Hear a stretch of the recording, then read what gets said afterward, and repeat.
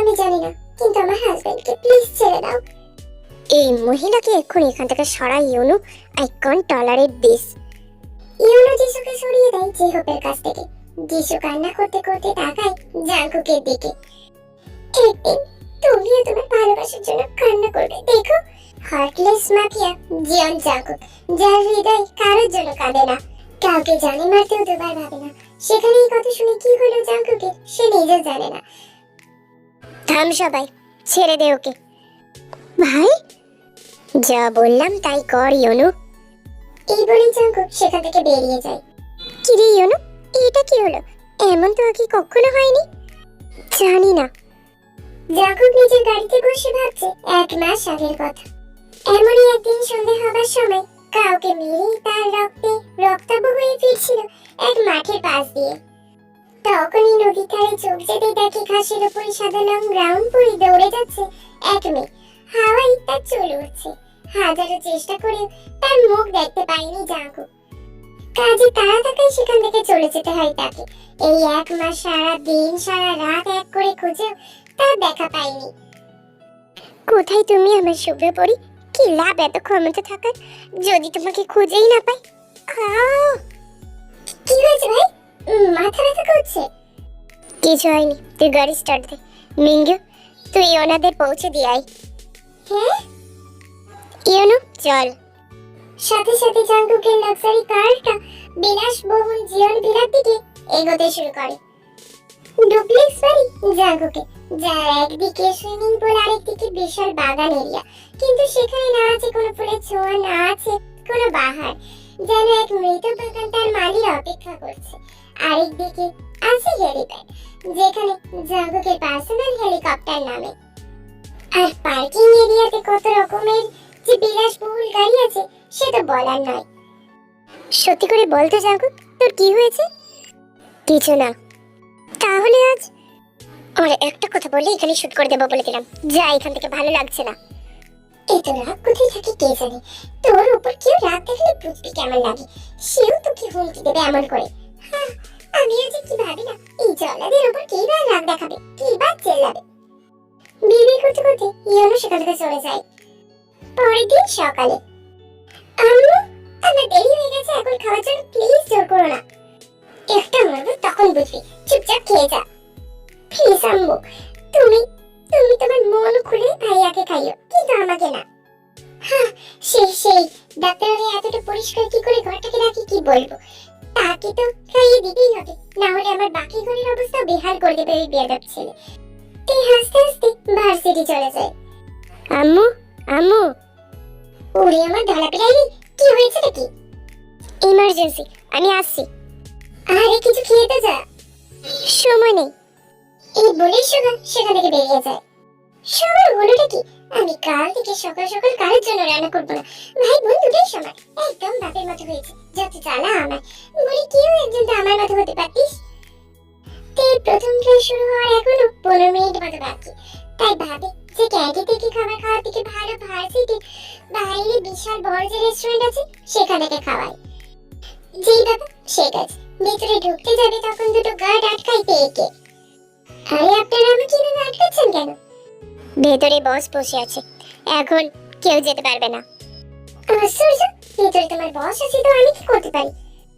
বস যখন রেস্টুরেন্টে খাবার খান তখন সেই রেস্টুরেন্টে বাইরে কারো প্রবেশ নিষিদ্ধ থাকে। হ্যাঁ, আমি তো যাবই, পারলে আটকাও। তীর হাতুড়ি হুড়িকে আটকাতে যাবে তখনই ভিতর দিক থেকে পুরুষালী কণ্ঠ ভেসে আসে। ভেতরে আসতে দাও। ভেতরে গিয়ে দেখে একটা সুদর্শন পুরুষ সেখানে বসে আছে, এক মনে খাবার খাচ্ছে। হাই। আরে রাখুন তো আপনার হাই, আগে বলুন আমাকে আসতে দিচ্ছিল না কেন ওরা? আসলে বাইরের এত লোক আমি পছন্দ করি না তাই। বাবা, আপনাদের দেখি প্রচুর টাকা। আন্ডারওয়ার্ল্ডে কাজ করেন নাকি? মুগামের হাসিটা দেখি কি এত জোরে হাসছে যে রেস্টুরেন্টের বাইরে অব্দি শব্দ যাচ্ছে। বাইরে দাঁড়িয়ে থাকা হনিকায় আর তেইয়ন দুজনেই অবাক। আগে এইভাবে মুগামকে তারা কখনো হাসতে দেখেনি। প্রত্যেকবারই তারা গম্ভীর চেহারার এক মানুষকেই দেখেছে। না না, আমি একেবারে সৎ বিজনেসম্যান। আচ্ছা, আপনি খান, আমি চাই, আমার ক্লাস স্টার্ট হয়ে যাবে। এই বলে রেস্টুরেন্ট থেকে একটা রেডিমেড স্যান্ডউইচ নিয়ে বেরিয়ে যেতে নেবে তখনই বোগাম আবার ডাকে ডেকে। মাত্রই তো আসলে, আমার সাথে বসে খেলে হতো না? তোমার নামটাই তো জানা হলো না। আমার নাম কিম তেইহং, আর এখন আমার সময় নেই। একদিন ঠিক দেখা হলে আপনার সাথে খাবো, প্রমিস। Okay, by. একটা মিষ্টি হাসি দিয়ে চলে যায়। বোগাম এখনো তীর যাওয়ার দিকেই তাকিয়ে আছে। আমার মিষ্টি পড়ি। জাঙ্কুক আজও নেমেছে এক হিংস্র খেলায়। রাতের অন্ধকারে গোডাউনে যে হিংস্র রূপ দেখবে তার কলিজার পানি শুকিয়ে যাবে। ওকে মেরে দে গরম তেল দিয়ে। এই বলেই জাঙ্কুক বেরিয়ে যায়। গোডাউন থেকে জাঙ্কুক বেরিয়ে গাড়িতে বসে। কিছুক্ষণের মধ্যে ইয়োনো এলে গাড়ি স্টার্ট দিয়ে শহরের দিকে এগোতে নেয়। এই গোডাউনটা শহরের থেকে একটু বাইরে। সিগন্যালে গাড়ি দাঁড়ায়। জাঙ্কুকের পাশের গাড়িটা থেকে চোখ যেতে দেখতে পায় এক অফ হোয়াইট জামা পরা এক মেয়েকে, যার চুল সেই দিনের মতো আজ হাওয়ায় দুলছে। তার কারণে তার মুখ দেখা যাচ্ছে না, কিন্তু জাঙ্কুক বুঝতে পেরেছে এটা তারই শুভ্রপরী। জাঙ্কুক নেমে যেতে নেবে ঠিক তখনই সিগন্যালে সবুজ বাতি জ্বলে ওঠে। পাশে তাকায়, তখন তেও তাকায় পাশে দাঁড়িয়ে থাকা ব্ল্যাক মার্সিডিজ গাড়িটার দিকে।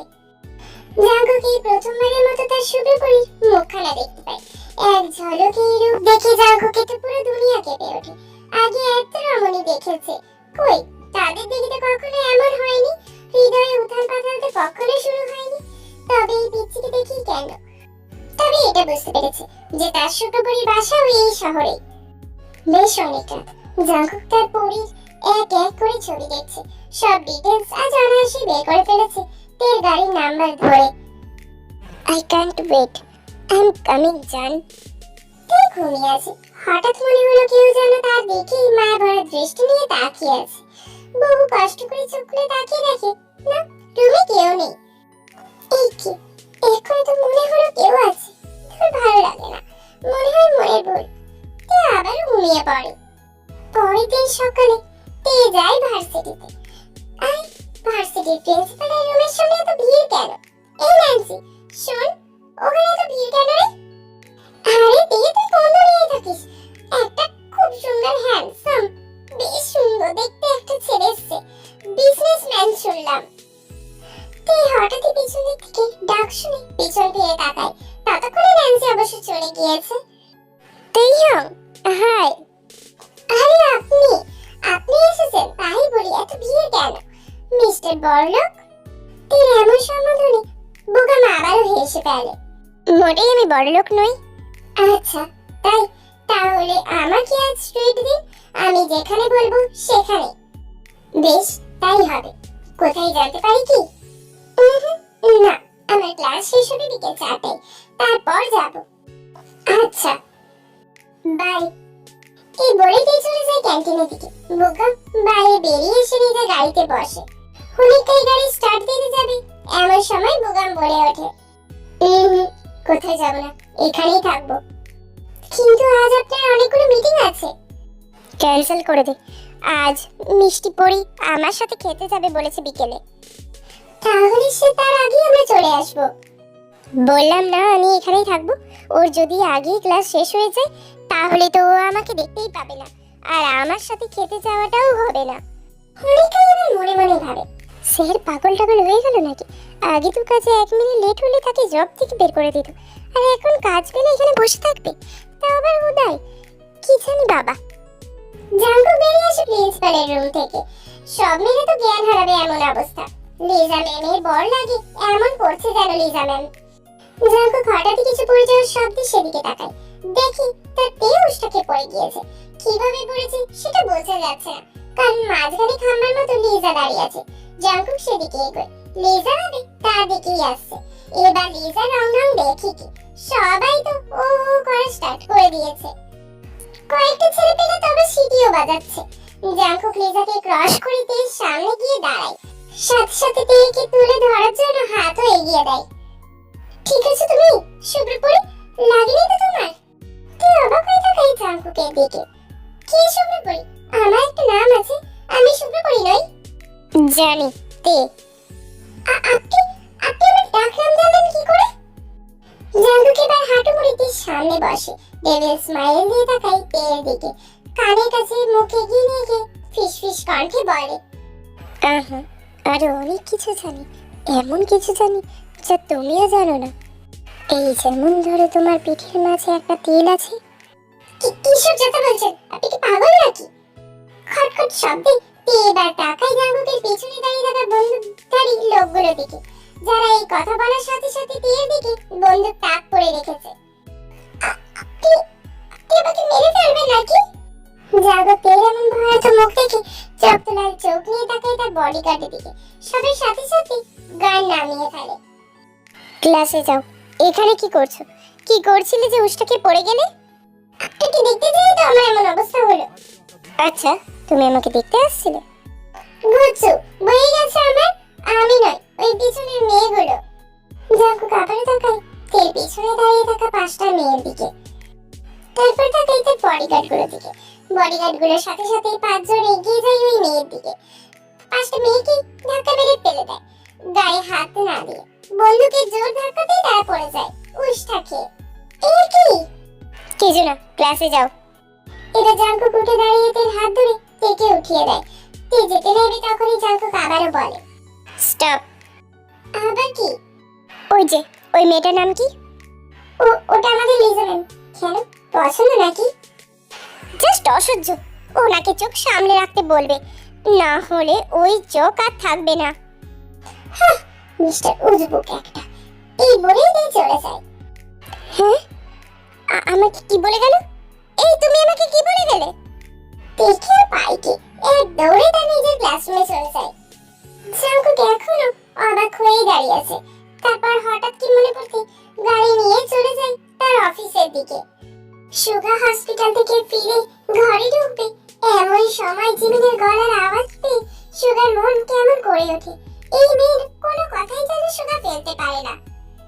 সুগা ইগনোর করে উপরে চলে যাবে এমন সময় জিন ডাকে সুগাকে, বাবা, ডক্টর হয়ে ভদ্রতার মাথা খেয়েছিস দেখছি। আম্মু, আমি খুব টায়ার্ড। থাক না বড় আম্মু, সুগা ভাইয়া টায়ার্ড আছে, রেস্ট নিন। পরে কোনো একদিন আমি যাব। কি, কোথায় যাবে? শপিং এ। আসলে আম্মু একা বেড়াতে দেয় না। হ্যাঁ রে, আমার একটু এদিকে কাজ আছে, না হলে আমি জিমিনকে নিয়ে যেতাম। ঠিক আছে, আমি 5 মিনিটে ফ্রেশ হয়ে আসছি। জিমিন এবার একটা মুচকি হাসি দেয়। সে জানতো এমনটাই হবে। 5 মিনিটের মধ্যে রেডি হয়ে সুগা নিচে নেমে আসে। চলো। জিমিন সুগার পিছন পিছন চলে যায়। তারপর গাড়িতে বসে। কোন শপিং মলে যাবে? শহর পেরিয়ে একটা আছে না, সেখানে। শহর পেরিয়ে? এর আগেও তো বেশ বড় অনেকগুলো শপিং মল আছে, এত দূরে কেন? ইস রে, এইবার কি বলবো? সুগা জিমিনের এমন থতমত অবস্থা দেখে মুচকি হাসে। সুগা নিজে জানে জিমিন সুগার সাথে ঘুরতে যাওয়ার জন্যই এমন বাহানা দিয়েছে। আসলে এমন কিছু জিনিস কেনা আছে যা ওখানেই পাওয়া যায়। আচ্ছা, ঠিক আছে, চলো। আচ্ছা সুগা ভাইয়া, আপনি আমাকে তুমি করে বলেন কেন? আমি তো আপনার থেকে ছোট। কেন, তোমার ভালো লাগে না? কিন্তু আমি তুমি করেই বলবো, একদিন ঠিক বুঝতে পারবে। অন্যদিকে তে আর বুগাম রাস্তা ধরে এক ফুচকার দোকানের সামনে গাড়িতে বসে আছে। আমি ওখানেই যাব। বাট ওখানে অনেক হাইজেনিক জানো। এর থেকে ভালো আমি রেস্টুরেন্টে নিয়ে যাচ্ছি, ওখানে গিয়ে ফুচকা খাওয়াই। শুনুন, ফুচকা খেতে গেলে ওইসব দেখতে গেলে চলে না। যা টেস্ট ওখানে পাবেন সেটা রেস্টুরেন্টে পাবে না। চলুন ওখানে, না হলে আমি বাড়ি চলে যাচ্ছি। বাই। এই না না না না, চলো যাই। এরপর বুগাম রাখতে সেখানে যাই ফুচকা খেতে। তখনই জাঙ্কুক ফিরছিল তার অফিস থেকে। সেই সময় রাস্তায় তে আর বুগামকে একসাথে দেখে জাঙ্কুক রাগে পেটে পড়ে। জাঙ্কুক তো বুগামকে পারে এক্ষুনি মেরে ফেলতে, কিন্তু তের সামনে তো কিছু করতে পারবে না জাঙ্কুক। ফুচকা খাওয়া কমপ্লিট হতে তেকে পৌঁছে দিয়ে আসে তার বাড়িতে। বুগাম নিজের বাড়ি যাওয়ার উদ্দেশ্যে ফিরছিল, কিন্তু পথ আটকায় জাঙ্কুকের গাড়ি। জাঙ্কুকের 5-6টা বডিগার্ড মিলে বেরিয়ে এসে বুগামকে বের করে তার গাড়ি থেকে আর বসিয়ে দেয় জাঙ্কুকের গাড়িতে। জাঙ্কুক, তুই কেন অবাক হচ্ছিস নাকি বেশি?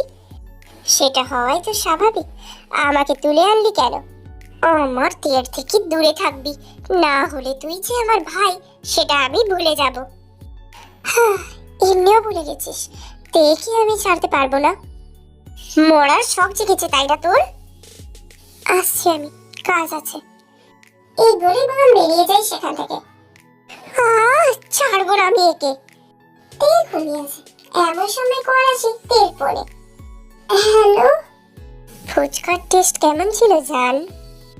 এই বেটা, এই কল করার সময় পাইনি, এই এত রাতে জিজ্ঞেস করছেন ফুচকার টেস্ট কেমন ছিল? থাপ্পড় মেরে গাল লাল করে দেবো বেয়াদব। আর যেন আমি ওই ছেলের সাথে তোমায় ঘুরতে না দেখি। বেশ করেছি, এই এত রাতে ফোন করে হুমকি দিচ্ছে। এবার থেকে আমি আরো ঘুরবো ওই বুগমের সাথে, বিয়ের প্রপোজাল দেব। কি করবেন? কি করব? ওয়েট, কালকে দেখাচ্ছি আমি কি করব। এই বলেই জাঙ্কুক কল কেটে দেয়। পরের দিনটি প্রতিদিনের মতোই ভার্সিটিতে যায়, কিন্তু তে আশা করেনি ভার্সিটিতে এসে এমন কিছু হবে। বুগাম দাঁড়িয়ে আছে একগুচ্ছ ফুলের তোড়া নিয়ে। ভার্সিটির স্টুডেন্ট থেকে শুরু করে টিচার সবাই সামনে দাঁড়িয়ে আছে। এইসব কি বুগাম ভাই? আহা, কালকেই বলেছি আমাকে ভাইয়া না বলতে, only বুগাম।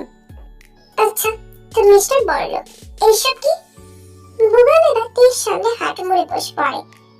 Will you marry me তে? তে এবার চারপাশটা দেখে, সবাই তো হাততালি দিচ্ছে। প্লিজ উঠুন। আহা, আগে উত্তর চাই।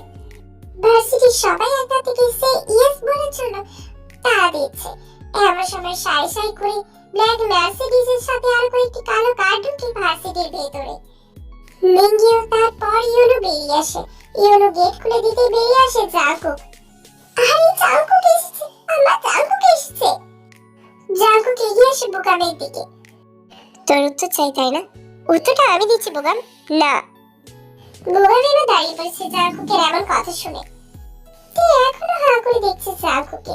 জাঙ্কুকের মতো হ্যান্ডসাম সত্যি বলতে এখানে কেউ নেই, এমনকি বুগামও না। কালকে তো এত হ্যান্ডসাম লাগেনি, আজ এত লাগছে কেন?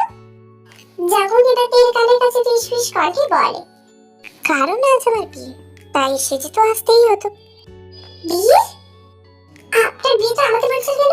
আর আমার প্রপোজালে না বলেন কেন? আর আপনি আমার মনের কথা শুনতে পেলেন কি করে? আহা, আস্তে যান।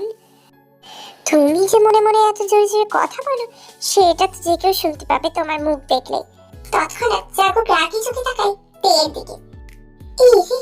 আমি কি ভুল বললাম নাকি কিছু? আর দ্বিতীয়ত বিয়েটা আমার তোমার সাথেই হবে। এখন বিয়ের আগে কি আমার বইয়ের অন্য কারোর সাথে প্রপোজাল দেখে এনজয় করবো নাকি? এই ইউনো, আমাকে এত সকাল সকাল ঘুম থেকে তুলে কেন আনলো রে? ভাইয়ের বিয়ে তাই। হ্যাঁ, সদা সিঙ্গেল বিয়ে করবে? ইউনো, ওই লিসা না ফিসা, ওকে ডেকে নিয়ে আয় তো। কি? কিন্তু তুই তো দেখি, তোকে যেটা বললাম সেটা কর। ইউনো লিসাকে ডেকে নিয়ে আসে। লিসা তো ধরে নিয়েছে জাঙ্কুক এবার লিসাকে প্রপোজাল দেবে। জাঙ্কুকের চোখের ইশারা বুঝে ইউনো লিসাকে বুগামের সামনে দাঁড় করায়। তারপর তের হাত ধরে জাঙ্কুক। Enjoy bro. তারপরেই জাঙ্কুক সাথে সাথে তের হাত টানতে টানতে নিয়ে বসায় তেকে গাড়িতে। তেই যেন এতক্ষণ একটা ঘড়ির মধ্যে ছিল, এতক্ষণে বসে আসে তের। এই আমার হাত ছাড়ুন। না। ছাড়ুন না। না। তে অনেক খোঁজাখুঁজি করার পর জাঙ্কুকের হাত থেকে নিজের হাত ছাড়াতে পারে না। এবার একেবারে দাঁড়িয়ে থামে জাঙ্কুকের জীবন ভিলার সামনে। এই রাজপ্রাসাদের মধ্যে বাড়িটা কাজী অফিস? ইডিয়েট, এটা আমার বাড়ি। আপনার? আপনি কি মাফিয়া বা আন্ডারওয়ার্ল্ডের কেউ? কি? কিছু না, চলো। কাজী ভেতরে ওয়েট করছে। জাঙ্কুকের বাড়ির বাইরের বাগানে কাজী বসে আছে। আপনি যে বলেন ভেতরে ওয়েট করছে? কাজীর ভাগ্য ভালো, তাই এত দূর এসেছে। বাড়ির বাইরে কেউ প্রবেশ করতে পারে না, সেখানে ভেতরে তো দূরের কথা। তিয়ার জাঙ্কুক কাজীর সামনে বসে। কাজী বিয়ে পড়ানো স্টার্ট করে। বলো মা, কবুল? না। জাঙ্কুক তিয়ার দিকে তাকায়। বিয়েতে কন্যা যদি রাজি না হয় তাহলে কি ইসলাম মতে বিয়ে হয় তাদের? কাজী বুঝতে পারে তীর কথার মানে। কাজী নিজের প্রাণ হাতে নিয়ে তাকায় জাঙ্কুকের দিকে। ইয়ে মানে? ওনাকে বলতে হবে না, আপনি বলুন হয় কি? না। আচ্ছা, তাহলে এই বিয়ে হবে না। দীপ বাড়াবাড়ি করবে না। এখানে আমার ফ্যামিলির কেউ উপস্থিত নেই। আমার আব্বু, আম্মু, ভাইয়া, এদের তো একটা মতের প্রয়োজন আছে। তারা যদি এই বিয়েতে রাজি না হয় তাহলে আমিও হব না। আমি কারোর মতামতের প্রয়োজন আছে বলে মনে করি না, কিন্তু আমি করি। জাঙ্কুক এবার জোরে একটা নিঃশ্বাস ফেলে, তারপর মিঙ্গির দিকে তাকায়। মিঙ্গু, তের আব্বু আম্মুকে নিয়ে আয়।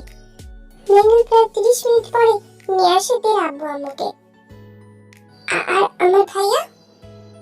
ওর নাই ডিউটি আছে, ওকেও নিয়ে আয়। না, ভাইয়া নিজে থেকে যখন আসবে তখনই হবে। জাঙ্কুকে তো এবার নিজের মাথাটাই মনে হচ্ছে ঠুকে ভেঙে দিতে। প্রায় ভোরের দিকে হাসপাতাল থেকে সুগাকে নিয়ে আসে মিঙ্গু। বোন তুই এখানে? এবার তো বলবে আমাকে আর তের আব্বুকে এখানে নিয়ে আসার কারণটা কি? আমি তোকে বিয়ে করতে চাই। কিন্তু কোনো কিন্তু না, আমার ডিসিশনই ফাইনাল। আরে বাবারে, আমাদের তাহলে ডাকলে কেন? তে বলেছে বলে?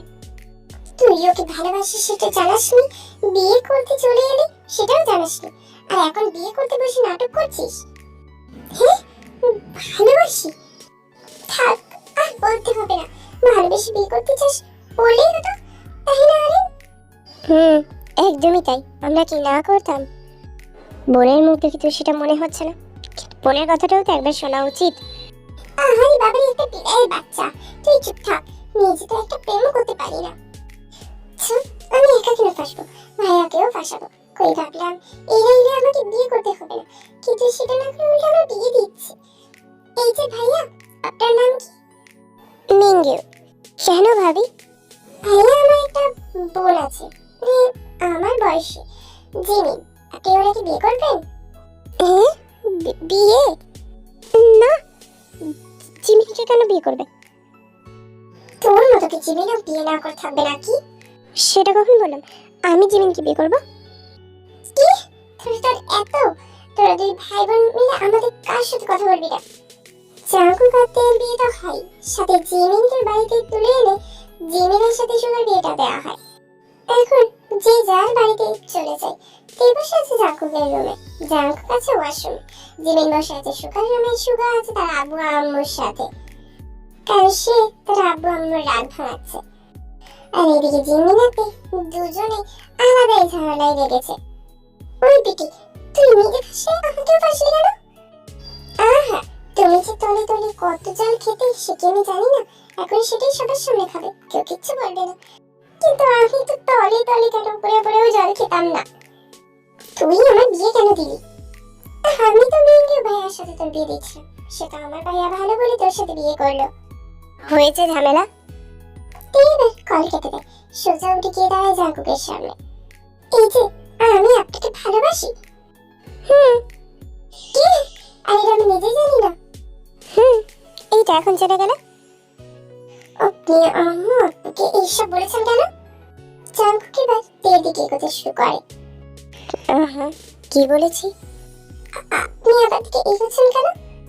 কারণ তুমি পিছিয়ে যাচ্ছ বলে। দেখুন, আপনি আমার দিকে একদম এগোবেন না। আচ্ছা, এগোবো না, কিন্তু তুমি আমার দিকে এগিয়ে এসো, আমার কাছে আসো, আজ আমাদের বাসর, এটা ভুলে যাও না জানো? আমি মানি না। আচ্ছা, তুমি মানো না বলে আমি বাসর মিস করতে পারবো না? না প্লিজ। বেশ, তোমার কথাই থাকবে। আজ আমার ইচ্ছে হচ্ছে ফার্স্ট বাসর, যেটা আমি মিস করতে পারবো না, আর তাই আমি করব। তুমি সাথ দেবে, যেদিন তোমার ইচ্ছে হবে সেদিন আমি সাথ দেবো। কেমন? 5 মিনিট সময় দিলাম, তারপর স্টার্ট হবে। কি? এটা এক্সাম নাকি যে স্টার্ট হবে? সে তুমি যাই ভাবো না কেন। 5 মিনিট পর।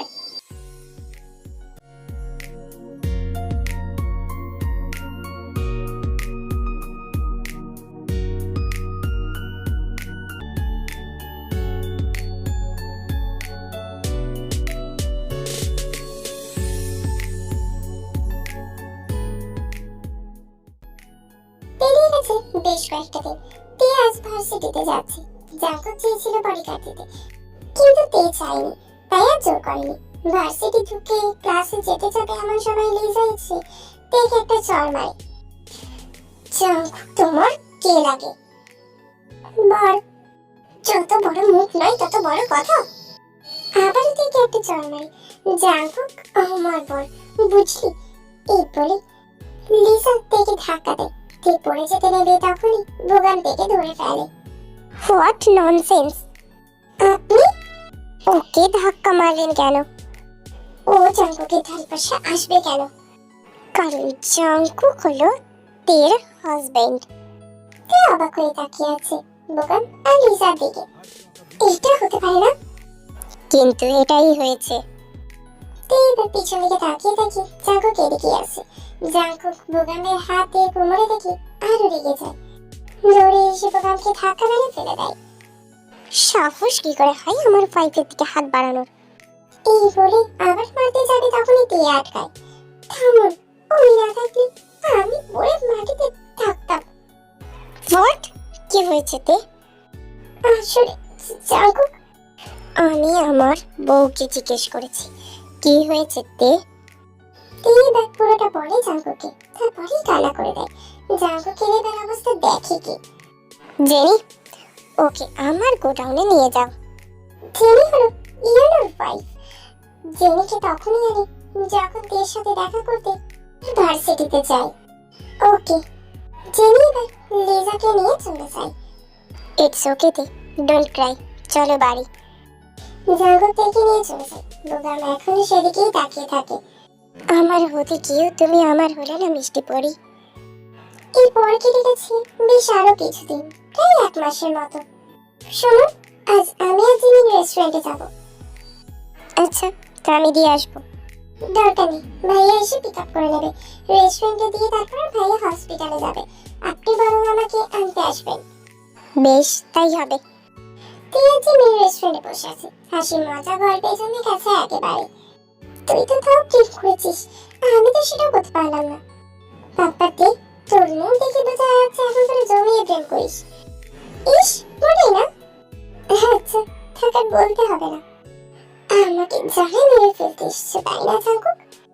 জাঙ্কুক কড়া চোখে তাকিয়ে আছে লিজার দিকে। লিজার হাত তার ঠিক লাগছে না। ভয় লাগছে নাকি মায়া হচ্ছে, নাকি প্রেমে পড়ে যাচ্ছে? ভয় মায়া প্রেম কোনোটাই আসছে না। এই জীবন জাঙ্কুক একজনের প্রতি আসক্ত, আর ভয় সেটাই জীবন জাঙ্কুকের কখনোই আসে না। তাই? তোমাদের সাথে কিছু হলেও আসে না? জাঙ্কুকের এবার যারা পৃথিবীটা নড়ে উঠল। মনে হলো খুব কাছে কিছু হারিয়ে যেতে চলেছে। এমন কিছু হলে জাঙ্কুক বাঁচবে কি করে? কারণ তুই তো তার প্রাণ ভোমরা। এই বুচ্চাত মেয়ে, কি করেছিস তুই আমার তের সাথে? তুই তো সেদিন থেকে এখানে, তাহলে তুই কি করে? রিল্যাক্স, আমি এখানে, কিন্তু আমাকে সাহায্য করার লোকেরা তো বাইরে। জাঙ্কুকের চোখ রাগে লাল হয়ে যাচ্ছে।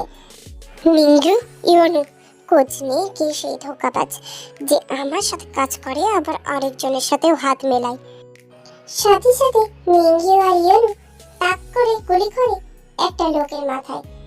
কারণ একমাত্র বডিগার্ডগুলোর মধ্যে সেই যে কথা শোনা মাত্র সেখান থেকে চলে যেতে নিচ্ছিল। লিসা দেখে হেসে ওঠে। আরে, ঠিক লোককে মারলেও তোমার পেয়েছে আর বেশিক্ষণ বাঁচবে না, আর মাত্র কিছুটা সময় বাকি। জাঙ্কুক এই কথা শুনে দৌড়ে বেরিয়ে যায়। তে রেস্টুরেন্টের দিকে যায়। জাঙ্কুক কন্টিনিউ ফোন করছে তেকে, কিন্তু তে ফোন ধরেনি। আর লাস্ট কল যখন করেছে তখন তো সুইচ অফ বলছে। জাঙ্কুকে তো এবার রাগে চিন্তায় মাথা কাজ করছে না। জাঙ্কুক যখন রেস্টুরেন্টে পৌঁছে তখন দেখি সেখানে মেন গেটের সামনে প্রচন্ড ভিড়। জাঙ্কুকের চোখ দিয়ে অবিরাম পানি পড়ছে। বারবার মনকে সান্ত্বনা দিচ্ছে যে সে যেটা ভাবছে সেটা যেন না হয়। ভিড় ঠেলে সামনে এগিয়ে দেখে জিমিন রাস্তায় বসে তেকে জড়িয়ে ধরে কান্না করছে। জিমিন ভাইয়া, তের। জাঙ্কুক দেখে তের গায়ে প্রচুর রক্ত। জাঙ্কুকের এবার মাটিতে বসে পড়ে। ভিড় ঠেলে সুখার সামনে এসে তের পালস রেট চেক করে। তের মুখে পানি ছিটে দেয়, কিন্তু তাতেও কাজ না হয় সুগা জাঙ্কুক আর জিমিনকে বলে তেকে হসপিটালে নিয়ে আসে। করিডোরে বসে জিমিন আর জিন কান্না করে যাচ্ছে সমানে। আর এবার জাঙ্কুক নীরবে চোখে জল ফেলছে। জাঙ্কুক নিজেও ভাবেনি এমন অবস্থাও হবে। তার ভয় হচ্ছে, সত্যি করে ভয় হচ্ছে। তে ঠিক হয়ে যাবে তো? ঠিক এই প্রশ্নটা বারবার মনে জাগছে।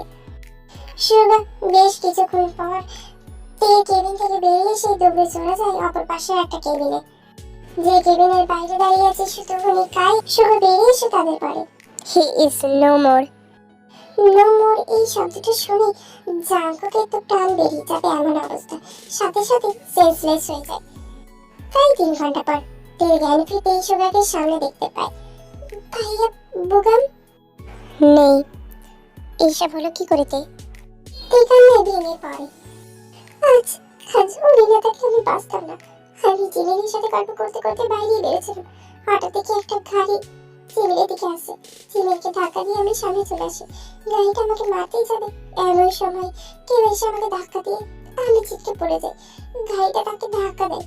আমি খেয়ে আবার ঠিক আগিয়ে দেখি বোগাম মাটিতে রক্তাক্ত অবস্থায় পড়ে আছে। তারপর আমি কিছু জানি না। জানো ভাইয়া, উনি আমাকে মিষ্টি করে বলতেন, খুব ভালো মানুষ। ভালো মানুষদের সাথে এমন আর কেন হয় ভাইয়া? কান্না করে না মা, সবাই তো আমরা ক্ষণিকের পাখি। তার সময় বা পথ চলা হয়তো অত দূরেই ছিল। আম্মু জাঙ্কুক আসেনি, পাশের টেবিলে শুয়ে আছে। কেন জানি না, কেন সেন্সলেস হয়ে গেছে। মনে হয় চিন্তাটা আর নিতে পারেনি। এটা এমন সময় জাঙ্কুক হঠাৎই দৌড়ে কেবিনে ঢুকে। আমার এই বলেই কারো তোয়াক্কা না করে থেকে জড়িয়ে ধরে। তোমার কিছু হয়নি তো? কোথাও ব্যথা আছে তো? তোমার ভাইয়া একটু ভালো ডাক্তার না? আমার কিচ্ছু হয়নি, ব্যথা হালকা আছে। এই কি বলে তুমি? আমি ভালো ডাক্তার না? আমাদের বেঁচে আসা তুমি বলে নো মোর? ওটা বোগামিস নো মোর ছিল, ইডিয়েট। জাগতিক স্তব্ধ হয়ে যায়। বোগাম তার ফুফাতো ভাই, কিন্তু ফুফার ফুফি বেঁচে নেই। বোগাম যখন ছোট তখনই মারা গিয়েছে। জাগতিকের সাথে তার ভালো সম্পর্ক না, কিন্তু ভাই তো ছোট্ট ভিজবে। আপনি হিহি মাফিয়া এই সামান্য কিছুতে সেন্সলেস হয়ে গেলেন? এইটা সামান্য কিছু নাতে পৃথিবীর সব থেকে হার্টলেস মানুষ কারো না কারোর জন্য দুর্বল।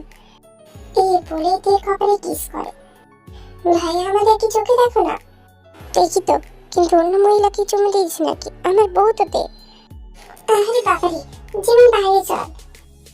সবাই বেরিয়ে যেতে শুধু বেরোতে নেবে, কিন্তু আবারও ফিরে আসে জাঙ্কুকের কাছে। ভাই সাবধানে, বাবা হতে চলেছ, উল্টো পাল্টা আবার কিছু না হয় জানো। তে আর জাঙ্কুক দুজনেই অবাক। তে জাঙ্কুককে জড়িয়ে ধরে কান্না করে দেয়। এত কান্না আর এত বিষাদে এই একটা মিষ্টি খবর তারা আশা করেনি। সুগা বেরিয়ে যেতেই জাঙ্কুক দেখে হালকা মায়াতে কিস করতে শুরু করে দেয়।